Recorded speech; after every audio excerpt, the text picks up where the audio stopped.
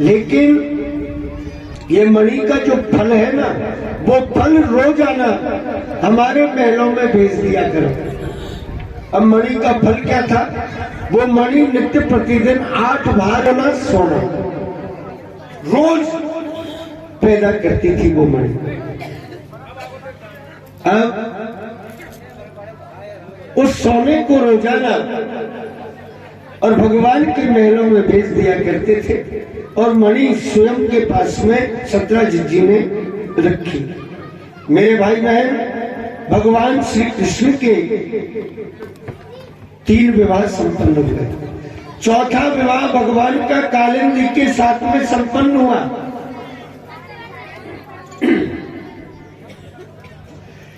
कालिंदी के साथ में भगवान का चौथा विवाह संपन्न हुआ। कैसे? एक बार हस्तिनापुरी से अर्जुन भगवान से मिलने आए, तो अर्जुन को साथ में लेकर के कृष्ण कन्हैया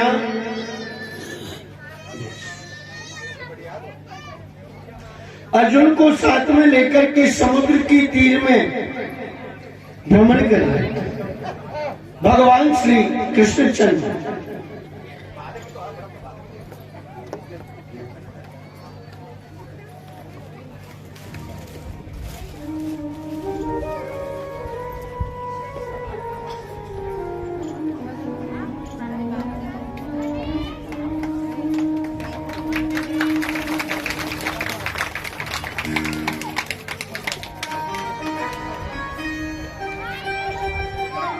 बोलिए बाल कृष्ण लाल की जय।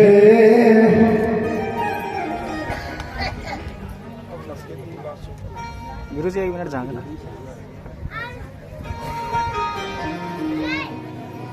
मेरे भाई बहन, ठाकुर जी की कृपा, भगवान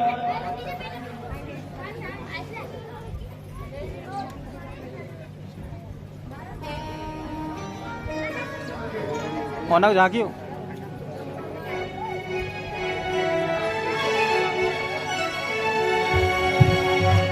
सारे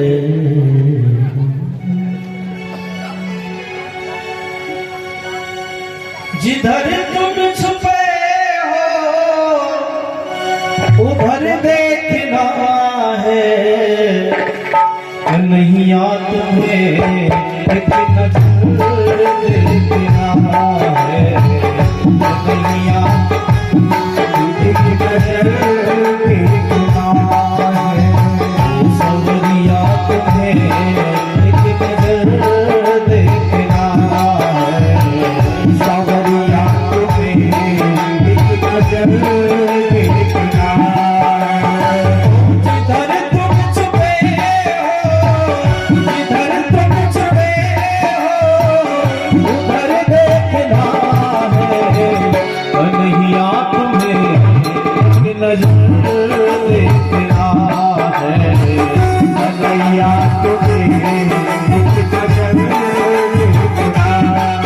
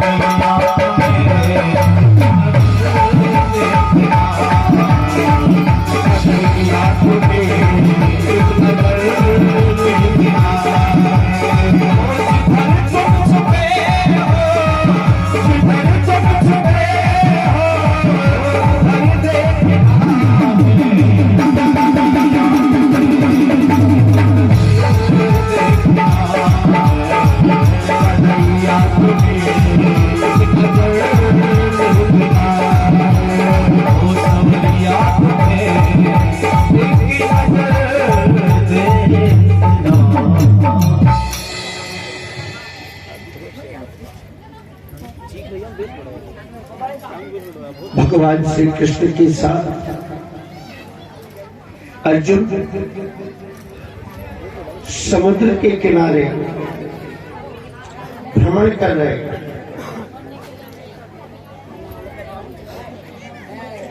जय इदम लीलया विश्वम सज्जन पति हंति च, भ्रमण कर रहे। एकदम से कृष्ण कन्हैया की दृष्टि पड़ी, समुद्र के तीर में एक सुंदर स्वरूपवती देवी बैठ करके नेत्र बंद करके और तपस्या कर रही। ठाकुर जी ने अर्जुन को कहा कि सखा जाकर के देखो ये देवी कौन है, अकेली निर्जन वन के बीच में क्या कर रही है, तनिक इससे जाकर के पूछो। अर्जुन ने जाकर के कहा देवी तुम कौन हो, और वन के बीच में अकेली क्या कर रही है। हाथ जोड़ करके कहने लगी राजन, मैं सूर्य नारायण की कन्या हूं और मेरा नाम है कालिंदी। भगवान द्वारकाधीश श्री कृष्णचंद्र को पति बनाने के लिए मैं तपस्या कर रही हूं। अच्छा, अर्जुन ने आकर के भगवान को कहा, बोले प्रभु ये भी आपके नाम की माला फेर रही है। बोले हमारे नाम की माला फेर रही है। बोले हाँ ठीक। भगवान ने गंधर्व रीति से इस कन्या के साथ भी विवाह संपन्न कर लिया। कालिंदी के साथ में भगवान श्याम सुंदर का और विवाह संपन्न हुआ। आगे मेरे भाई बहन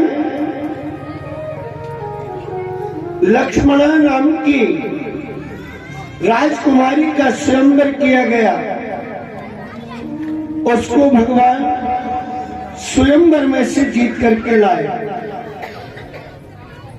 उज्जैन नगरी के बीच में दो भैया थे, बिंदु और अनुबिंद, जिनकी एक बहन थी जिसका नाम था मित्रविंदा। उन्होंने अपनी बहन का स्वयंवर किया, तो स्वयंवर के बीच में से भगवान श्री कृष्ण हरण करके और मित्रविंदा को ले आए। भगवान का एक विवाह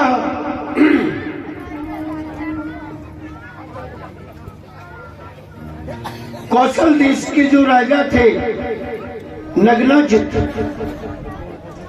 नग्नाजित राजा की कन्या थी जिसका नाम था नागजिति। राजा नग्नाजित जी के पास में 7 बैल थे मरखड़े, जो मनुष्य को देखते ही मारने दौड़े। राजा ने ये शर्त रखी, जो भी कोई एक बार में ये 7 बैलों के नाक फोड़ देगा, उसी के साथ मैं मेरी कन्या का विवाह संपन्न करूंगा। मेरे भाई बहन, बड़े बड़े राजे महाराजे आए, लेकिन एक साथ में किसी से और ये व्यवस्था ना हो। भगवान श्याम सुंदर गए और एक बार में 7 मरखड़ी बैलों को एक लाइन से खड़े करके एक साथ में और बाण के द्वारा और नाक फोड़ दिए। बाण के द्वारा नाक फोड़े। महाराज नागजिति का विवाह राजा नग्नाजित ने और भगवान श्री कृष्ण के साथ में संपन्न किया। पहले राजा महाराजाओं के समय पर ऐसे स्वयंवर किए जाते थे, शर्त रखते थे। शर्त पूर्ण होने पर भी और कन्या का पाणी ग्रहण होता था। कितनी जगह तो इस युग के बीच में भी लोग शर्त रखते हैं। टोडा भीम तहसील में गांव है पदमपुरा। तो पदमपुरा में जो ठाकुर साहब हैं, जिनका पहाड़ के ऊपर गढ़ बना हुआ है, किला, गढ़ वाले ठाकुर साहब अब वो जयपुर रहने लग गए, किले में नहीं रहते। लेकिन ठाकुर साहब की 500 बीघा जमीन का एक ही छत है, चारों तरफ से बाउंड्री हो रही है, केवल एक गेट है अंदर जाने के लिए। और मेरे भाई बहन 500 बीघा पक्की जमीन में, पूरी की पूरी जमीन में आम के वृक्ष लगे हुए, बाहर बोर्ड लगा हुआ है, उस बोर्ड के ऊपर लिखा हुआ है जो भी कोई व्यक्ति, जो भी कोई सज्जन, जो भी कोई गणितज्ञ, जो भी कोई गणित का विद्वान आकर के एक दिन में अकेला व्यक्ति सूर्य उदय से लेकर के सूर्य अस्त तक इन वृक्षों की गणना कर देगा, उसे जिस समाज का वो होगा, उस समाज की सुंदर से सुंदर कन्या के साथ में उसका विवाह किया जाएगा। और बस्ती माता की तरफ से, पदमपुरा के पंत पटेलों की तरफ से कम 1.25 लाख रुपए का उसे नगद पुरस्कार दिया जाएगा। बड़े बड़े गणित के विद्वान वहां जा पहुंचे, लेकिन आज तक कोई व्यक्ति ऐसा नहीं पहुंचा कि एक दिन में वो आमों के पेड़ों की गणना करें।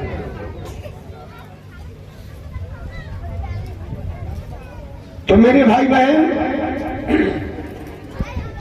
पहले जैसे हमारे राजे महाराजे और स्वयंवर किया करते थे, आज भी